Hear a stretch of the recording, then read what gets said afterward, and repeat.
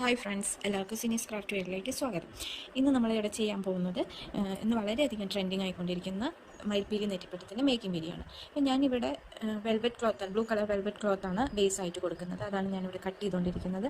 അപ്പോൾ അതിന് ശേഷം അതിൽ ഞാൻ ക്യാൻവാസ് കൂടി ആഡ് ചെയ്യുന്നുണ്ട്. അപ്പോൾ അതിൻ്റെ ബേസിനൊരു തിക്നെസ് ഇത്തിരി കൂടുതലായിട്ട് കിട്ടും. അതിന് വേണ്ടിയിട്ടാണ് നമ്മൾ ക്യാൻവാസ് കൂടി കൊടുക്കുന്നത്.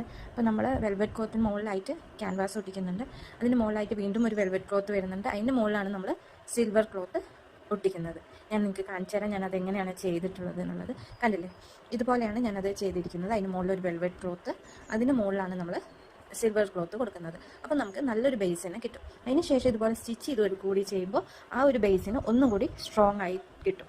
അതിന് വേണ്ടിയിട്ടാണ് അങ്ങനെ ചെയ്യുന്നത്. അതിന് ശേഷം നമ്മൾ അതിലെ കുമിളകളൊക്കെ അതത് സ്ഥാനത്തായിട്ട് നമ്മൾ വെക്കുകയാണ് ചെയ്യുന്നത്.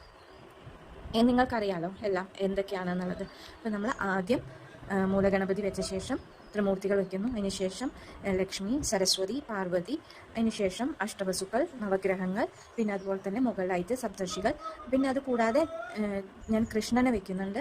അത് കഴിഞ്ഞ് ചന്ദ്രകലകൾ കൂടി വെക്കുന്നുണ്ട്. നമ്മൾ ചന്ദ്രകലകൾ 7 ഒറ്റ സംഖ്യകളിലാണ് വെക്കാറുള്ളത്. 7, 9, 5 അങ്ങനെ സംഖ്യകളിലാണ് വെക്കാറുള്ളത്. ഞാനിവിടെ കൃഷ്ണൻ്റെ ഫോട്ടോ വെച്ചതുകൊണ്ട് തന്നെ നമുക്ക് സ്പേസ് ലിമിറ്റഡ് ആയതുകൊണ്ട് തന്നെ നമ്മളവിടെ 5 ചന്ദ്രകലകളാണ് ഞാനിവിടെ യൂസ് ചെയ്തിട്ടുള്ളത്.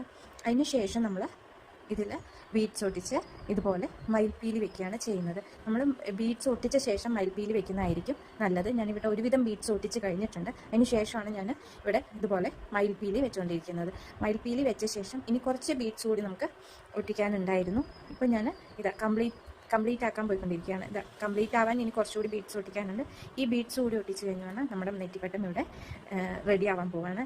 ഇതിൻ്റെ ഫൈനൽ റിസൾട്ട് എന്താണെന്നുള്ളത് നിങ്ങൾക്ക് കാണണ്ടേ? കാണിച്ചു തരാം. എങ്ങനെയുണ്ട്? നിങ്ങൾക്ക് ഇഷ്ടമായോ?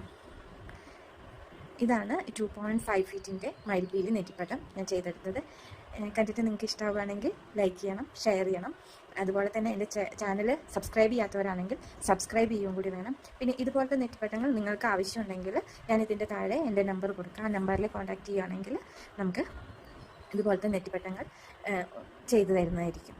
അപ്പോൾ ഇതുപോലത്തെ നല്ല വീഡിയോസുമായിട്ട് അടുത്ത വീഡിയോയിൽ കാണാം. ബൈ.